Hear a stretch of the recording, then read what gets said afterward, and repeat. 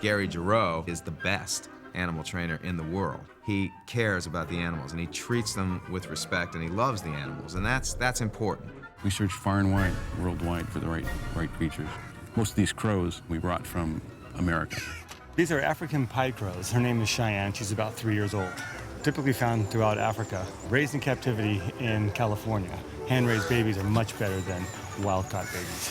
When you first get them, you get them used to your voice, hand-feeding them, take them around with you so they can see everything. You raise them on the movie sets. Come on.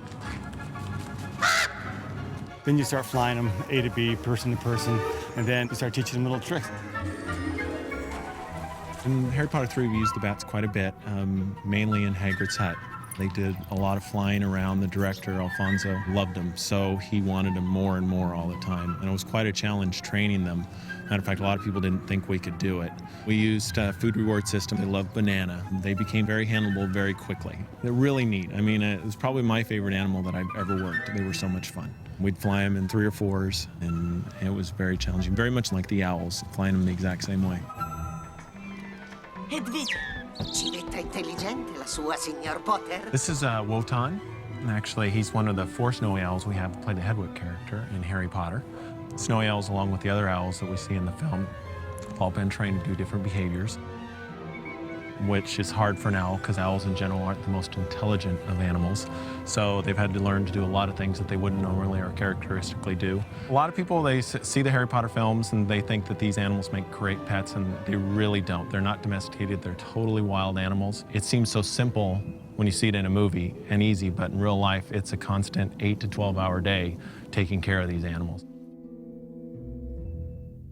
Sai, gli egiziani veneravano I gatti. E anche lo scarabeo stercorario. You're going to meet Crackerjack, who plays Crookshanks. He's not been seen before. This is his first film. But before we film with him, he has to go into hair and makeup because he's beautifully groomed. So we have to make him look manky and disgusting. Basically, every time we groom him, we keep any undercoat that comes out. And then I spend my evenings making little mats. And all I do is the fur that he loses, he sheds, I just roll into a little ball and I attach them to a little tiny clip and then attach the clip to his fur so he looks really scruffy and matted. We then have some jelly and put it on his eyes to make them look all weepy so he's not so handsome. And then we have a little bit of brown eyeshadow that we put on his face to make him just look a little bit more like he's cross. And then he's ready to work. Oh, good boy.